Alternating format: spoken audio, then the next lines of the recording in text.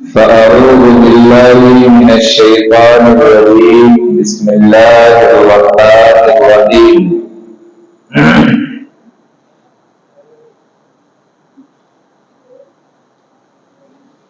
إنا أعطيناك الكوثر فصل لربك وانحر إن شانئك هو الأبتر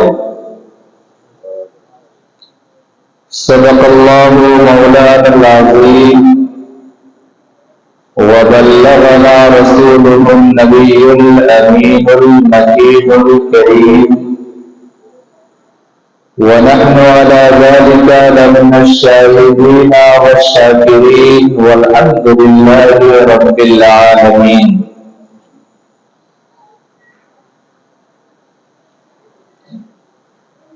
حضرت علی فرماتے ہیں کہ میں مکے میں رسول پاک جناب احمد مصطفیٰ محمد مصطفیٰ صلی اللہ علیہ وسلم کے ساتھ تھا. مکے کے گرد و نواح میں ہم نکل گئے تو حضرت علی فرماتے ہیں کہ جس درخت نے، جس پتھر نے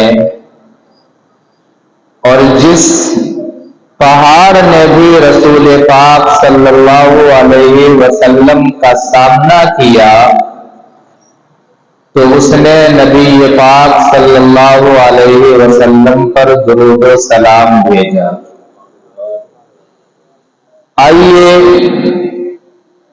ہم بھی اپنے پیارے آقا جناب احمد مصطفیٰ محمد مصطفیٰ صلی اللہ علیہ وسلم کی بارگاہ میں خراج عقیدت پیش کریں اور نذرانہ محبت پیش کرتے ہوئے درود پاک پڑھیں. اللہم صلی علی سیدنا شفیعنا نبینا مولانا محمد وبارک وسلم صلاۃ و سلاما علیک یا رسول اللہ صلاۃ و سلاما علیک یا حبیب اللہ وعلی آلک واصحابک یا سیدی یا رسول اللہ صلی اللہ تعالی علیہ وسلم.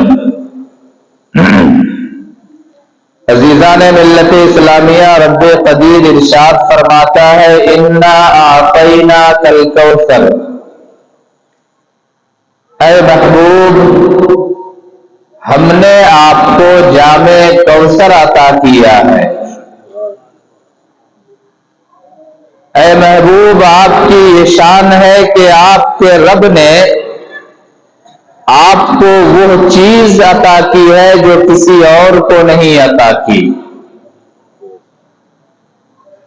تو اے محبوب آپ بھی اس کے شکر میں کچھ کام کیا کریے. یا اللہ مجھے کیا کام کرنا ہے؟ تو اللہ فرماتا ہے فَصَلِّ لِرَبِّكَ، اپنے رب کی بارگاہ میں سجدے کیا کیجیے، نمازیں ادا کیا کیجیے. آقا فرماتے ہیں یا اللہ اور کیا کرنا ہے؟ تو رب قدیر ارشاد فرماتا ہے وانحر، اور قربانیاں کیا کیجیے. اگر رب سے قریب ہونا ہے، رب کی رضا کو حاصل کرنا ہے، رب قدیر کی بارگاہ میں اس کا ایک خاص اور مقبول بندہ بننا ہے، تو کیا کرنا چاہیے انسانوں کو؟ اپنے سب سے نفیس مال کو، سب سے بہتر مال کو اللہ کی راہ میں قربان کر دینا چاہیے. ہم نے ایک جمعہ آپ سے کہا تھا کہ ہر عمل اپنے وقت میں سب سے بہتر عمل ہوا کرتا ہے. نماز کے اوقات میں سب سے بہتر عمل ہے. اسی طریقے سے قربانی کے ایام میں قربانی سے بہتر اور کوئی عمل نہیں ہے۔ اللہ کے رسول ایک حدیث میں ارشاد فرماتے ہیں ما عمل آدمی من عمل یوم النحر احب الی اللہ من احراق الدم، کہ ایک انسان قربانی کے ایام میں اللہ کے نزدیک انسان کا جو سب سے بہتر عمل ہوتا ہے ایام قربانی میں، وہ یہ ہے کہ وہ خون بہائے، قربانی کرے۔ میرے عزیزوں، یہ مہینہ ہمارے اور آپ کے سامنے ہے۔ ہمیں چاہیے کہ ہم اپنے والد حضرت ابراہیم کی سنتیں ادا کیا کریں، حضرت اسماعیل کی سنتیں ادا کیا کریں، اور زیادہ سے زیادہ قربانی کیا کریں، کیونکہ احادیث کریمہ میں قربانی کے بے شمار فضائل ہیں۔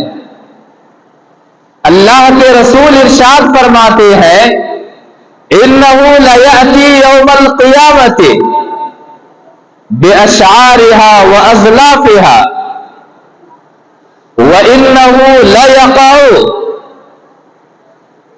دَمُ الْحَيْوَانِ مِنَ اللَّهِ قَبْلَ أَن يَقَعَ مِنَ الْأَرْضِ۔ اللہ کے رسول ارشاد فرماتے ہیں کہ یہ قربانی کے جو جانور ہیں، یہ کل میدان محشر میں اپنے بال، اپنے کھروں سمیت رب کی بارگاہ میں حاضر ہوں گے،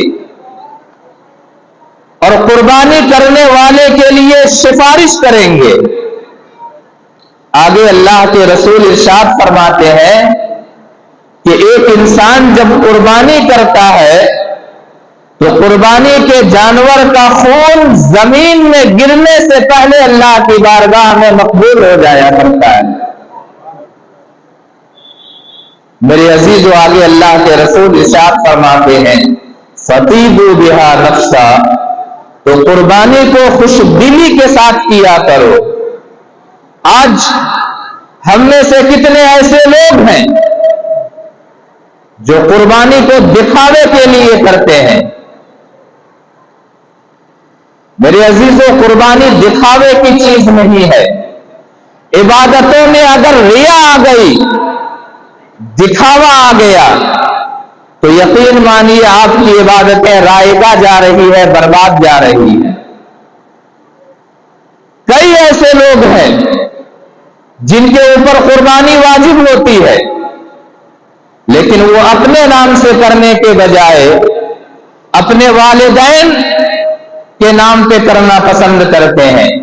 یقیناً یہ ایک بہتر عمل ہے کہ آپ اپنے والدین کے نام سے قربانی کریں، لیکن اس سے پہلے آپ کے ذمے جو واجبات ہیں آپ کو اسے ادا کرنا چاہیے، پہلے اسے ثابت کرنا چاہیے۔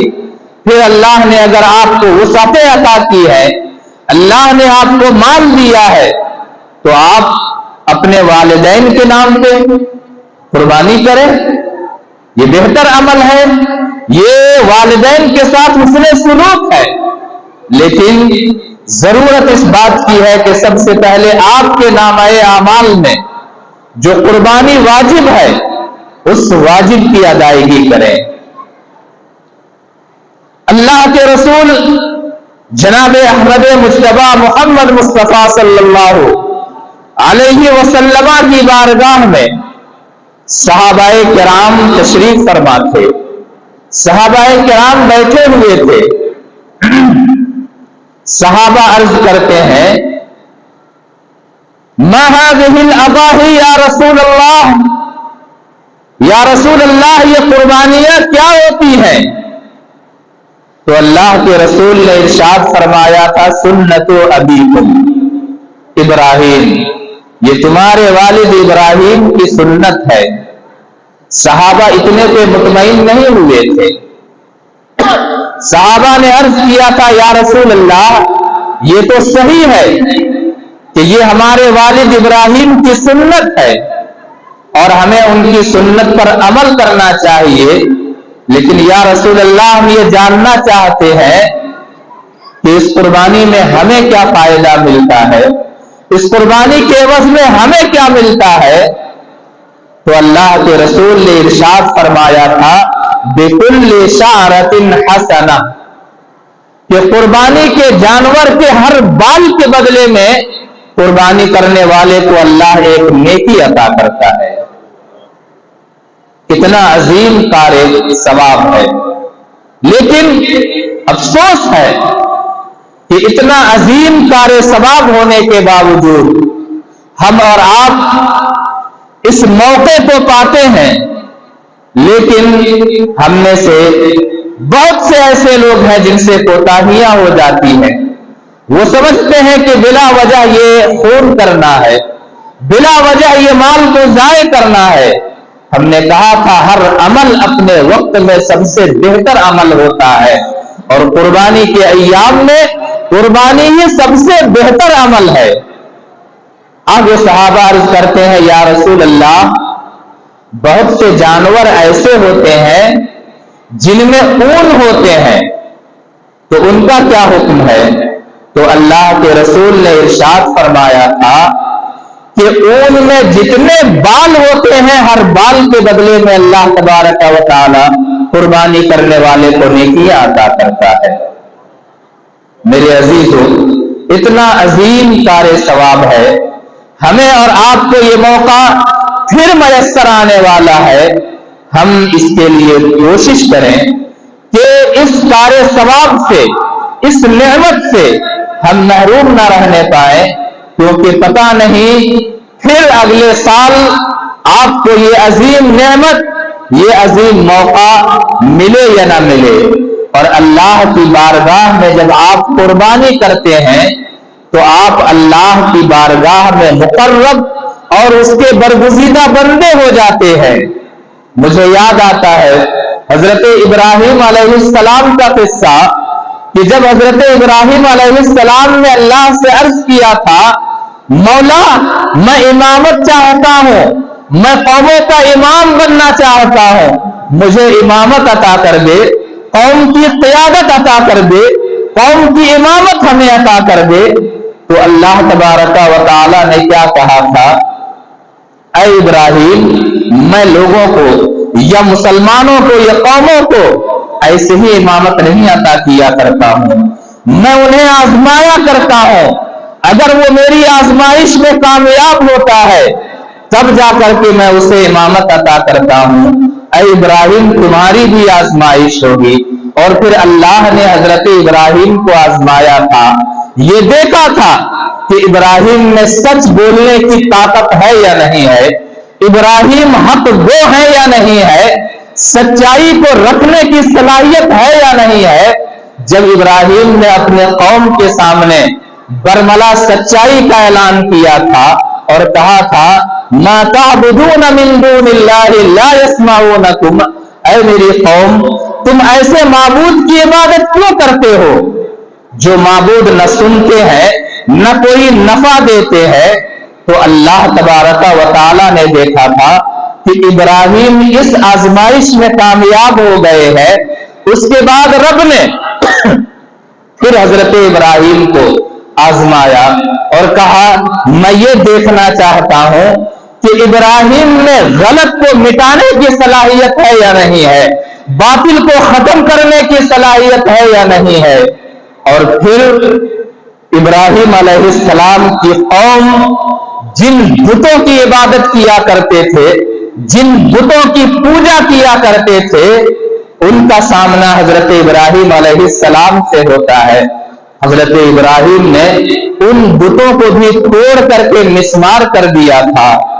اللہ تبارک و تعالی نے جب دیکھا کہ ابراہیم دوسری آزمائش میں بھی کامیاب ہو گئے ہیں، ابراہیم کے اندر اس کی بھی صلاحیت ہے کہ وہ باطل کو مٹا سکتے ہیں، اس دنیا سے غلط کا خاتمہ کر سکتے ہیں، ظلم کا خاتمہ کر سکتے ہیں۔ اس کے بعد رب نے حضرت ابراہیم سے کی آخری آزمائش کی تھی اور وہ بڑی آزمائش تھی وہ یہ تھا کہ ابراہیم سے بیٹے کی قربانی مانگی تھی۔ حضرت ابراہیم سے کہا کہ اب آپ کو اسماعیل کی قربانی دینی ہے، وہ بیٹا جو باپ جب 70 اور 80 سال کے درمیان ہوتے ہیں تب باپ کو ایک بیٹا میسر آتا ہے، رب ایک بیٹا عطا کرتا ہے۔ ذرا آپ سوچئے کہ وہ لاڈلا کتنا محبوب ہوگا اپنے باپ کی نگاہوں میں۔ رب قدیر ان کی قربانی مانگ رہا ہے۔ حضرت ابراہیم جان رہے تھے کہ یہ میری آزمائش کا دور ہے۔ حضرت ابراہیم علیہ السلام نے بیٹے کی بھی قربانی دینے کے لیے حضرت ابراہیم تیار ہو گئے تھے اور حضرت اسماعیل علیہ السلام کو قربانی کے لیے لے کر کے نکل پڑے تھے۔ رب قدیر نے جب دیکھا کہ ابراہیم اس تیسری آزمائش میں کامیاب ہو گئے ہیں تب رب نے جا کر کے فرمایا تھا، اے ابراہیم قد صدقت الرؤیا، اے ابراہیم تم اپنی آزمائش میں کامیاب ہو گئے ہو، تم نے اپنے خواب کو سچ کر کے دکھایا ہے۔ اے ابراہیم جاؤ، میں تمہیں قوموں کی امامت عطا کرتا ہوں، قوم کی قیادت عطا کرتا ہوں، قوم کی سیادت عطا کرتا ہوں۔ عزیزان ملت اسلامیہ، تب جا کر کے اتنی آزمائشوں سے انسان گزرتا ہے، تب جا کر کے قوم کی قیادت اسے ملتی ہے۔ ہم اور آپ یہ سمجھتے ہیں کہ قوموں کی امامت، قوم کی قیادت بہت آسان چیز ہے، ایسا ہرگز نہیں ہے۔ لوہے کے چنے چبانے پڑتے ہیں، آزمائشوں سے گزرنا پڑتا ہے، حق اور باطل کے درمیان امتیاز کی صلاحیت ہونی چاہیے، اور پھر باطل کو باطل کہنے کی آپ میں جرأت ہونی چاہیے، اور پھر اتنا ہی نہیں، آگے بڑھ کر کے اس باطل کا خاتمہ کرنے کی آپ میں صلاحیت بھی ہونی چاہیے۔ اور یہی نہیں بلکہ اللہ کی بارگاہ میں آپ کے نزدیک جو سب سے قیمتی چیز ہے، سب سے عمدہ چیز ہے، اس چیز کو قربان کرنے کا جذبہ ہونا چاہیے۔ تب جا کر کے آپ اللہ کے برگزیدہ بندے بنتے ہیں، اللہ کے مقبول بندے بنتے ہیں، تب جا کر کے آپ کو رضائے الہی حاصل ہوتی ہے۔ علامہ اقبال نے کہا تھا، یہ شہادت گاہ الفت میں قدم رکھنا ہے، لوگ آسان سمجھتے ہیں مسلمان ہونا۔ آج ہم یہ آسانی کے ساتھ ہم یہ سمجھتے ہیں کہ ہم نے کلمہ پڑھ لیا، نمازوں کا اعتراف کر لیا، ہم مسلمان ہو گئے۔ یقین مانیے اسلام آپ سے قربانیاں مانگتا ہے، اسلام آپ سے ایثار چاہتا ہے، اسلام آپ سے یہ چاہتا ہے کہ آپ کے نزدیک جو سب سے بہتر مال ہے، جو سب سے عمدہ مال ہے، آپ کے اندر جذبہ ہونا چاہیے کہ آپ اسے اللہ کی بارگاہ میں قربان کر سکیں، تب جا کر کے آپ اللہ کے مقرب بندے بنتے ہیں۔ میرے عزیزو، تو یہ عظیم موقع اور یہ عظیم لمحہ ہمارے اور آپ کے سامنے آنے والا ہے۔ ہمیں چاہیے کہ ہم اس عظیم لمحے کے لیے تیاری کریں اور جو سب سے بہتر مال ہو سکتا ہے اس کی قربانی کریں۔ اللہ تبارک و تعالی سے دعا ہے کہ مولا تبارک و تعالی ہم تمام مسلمانوں کو حق سننے اور حق پر عمل کرنے کی توفیق عطا فرمائے۔ وآخر دعوانا ان الحمد للہ رب العالمین۔